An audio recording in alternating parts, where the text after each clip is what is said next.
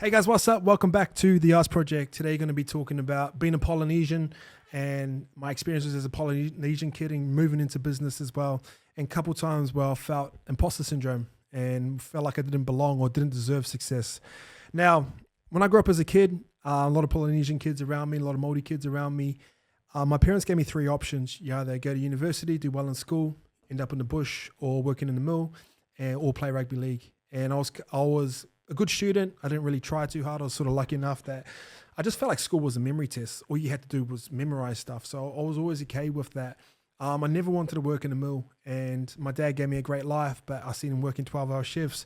I kind of wanted to get out of my hometown. So my biggest option for me was to play rugby league. Now, the key part for this was your brain can only process what your eyes can see. I grew up in the early 2000s, and when I switched on the TV, when I switched on rugby league, we had the Warriors, and they were exciting. They had champagne style of football. They changed the way that the game was played. But the key part of this for me was I could resonate with some of those dudes. They're like, oh, he's an islander just like you. Oh, he come from a small town. There's a guy named Lanto High. He come from Huntley. We used to play a team called Tani Wharo from Huntley. And I was like, he plays in the same competition I can. Maybe I can be that. So I was fortunate enough to obviously go down that route and do that. But when I was a kid, I used to think if you ran a business, you were successful. If you ran a business, you were rich, you were loaded. And obviously that's not the case when I know business owners and I know how much time and effort and money they put in. A lot of them are just getting by, but they love that pursuit of running a business. But the key part was like, I couldn't look at someone that looked like me and go, potentially I could be that as well. Now, I don't take this position I'm in for granted. I do make a lot of content. One of the reasons I do make content is the feedback I get from it in the DMs. Like I might get a DM saying, oh, bro, you helped me launch this business or start a business. That makes me feel really good. But I don't take the fact that I'm a Polynesian kid as well from a small town lightly. Like I want to create enough impact in life where eventually over time there's going to be a kid that's watching this and go, fuck. You were the inspiration for me to start a business and build a more successful business in YKTR and YKTR Sports and whatever else I decide to do as well. Because I knew what it was like as a kid not to have that. Now, the biggest lesson you can learn from this, and if you're a young kid, don't care how old you are right now, money and success does not discriminate. I know I'm talking about being a Polynesian kid, but money and success does not discriminate. It doesn't care if you're black, white, green, or alien. It doesn't care what town you grew up in, how small your town was. It doesn't care if you grew up rich or poor. The biggest lesson I've learned from interviewing people, from having mentors, from reading books, from listening to podcasts is success does not discriminate. Money does not discriminate. If you're good enough, it will come to you. The biggest lesson I can teach you guys today. Now, there's two times I've felt imposter syndrome as being a Polynesian kid, and I reflect back on this, and I like to sit there and think about my upbringing and the position I'm in right now. The hardest part for me early on was just starting a business because I didn't know anyone that was Polynesian that had started a business. Really, I kind of felt like an imposter, or I felt like a fraud, and I kind of felt like people were looking at me and going, why is he starting a business? He hasn't gone to university. He's just a football player. Didn't even finish high school. Like that was my first part of imposter syndrome. But the main part was because I didn't really resonate with anyone around me that had been in this position before because they didn't really look like me. And obviously when you start a business, much like myself as a kid, I thought if you start a business, you must be rich, you must be successful. And as Polynesian kids, we're always taught to share. We're taught to share food, we're taught to share clothes. If you're the same size as your cousin or your brother, you can share clothes, you can share shoes, you can share footy boots. It doesn't matter. And a lot of times you also share beds, top and tail, on the ground. That's just how you grow up. So you're taught to give back. Now when you start a business and people start to see you with clothes and hoodies and they're kind of looking cool, you're going to get the Polynesian community or your friends coming up to you like, bro, hook us up. Because that's just the way we've grown up. We've been taught to share. And my first part of imposter syndrome was learning to say no. And it was hard at the time. Like I can do it easy now because I'm experienced and get people asking me for shit all the time, asking me for clothes, asking me for money, asking me for opportunities. Over time, you get comfortable saying no. But very early on, it was super hard.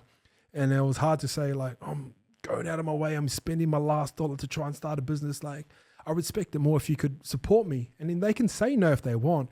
But I felt better having that conversation and laying it out like that as well. So if you're starting a business and you got imposter syndrome, I'm always the exact same as you, but I learned to say no, and it was really important.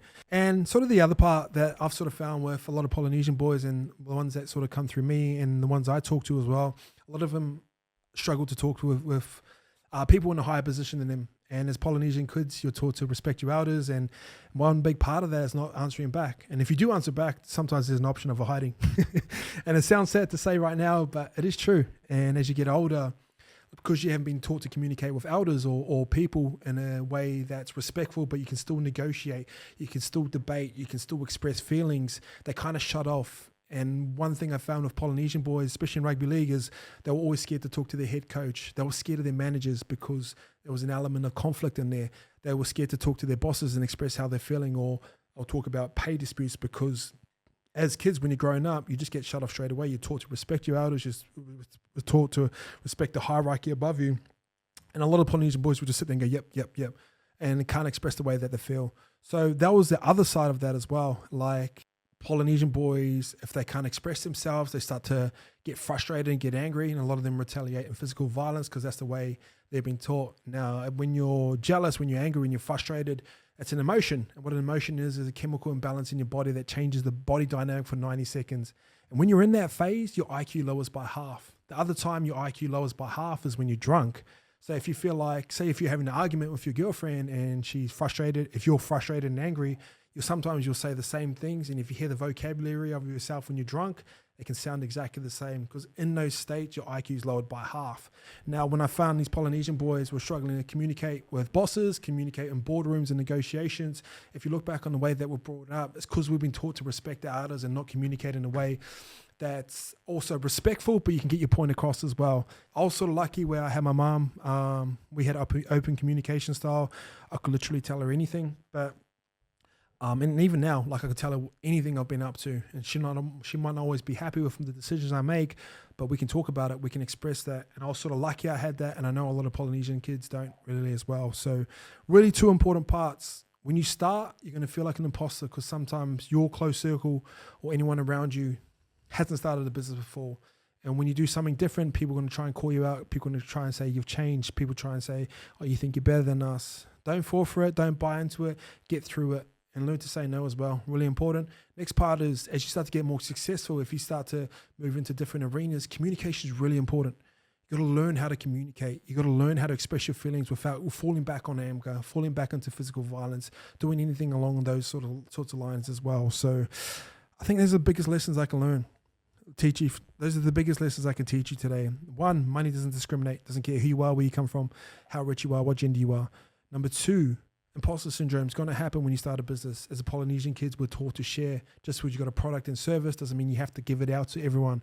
You want your business to grow. The only way you can grow is if your business has got cash. Cash is oxygen. And number three, you got to learn to communicate. And if you want to become a boss, you're going to have tough conversations with employees. If you want to be an employee that wants to move up, you're going to have to learn how to communicate with people higher up than you. And if you haven't had a parenting system that doesn't result in the chance of getting a hiding because you disagree, you're going to have to try and unlearn and relearn that. And it's not going to be easy, but it's the right thing to do. So, guys, thanks for tuning in. Appreciate you guys. See you later.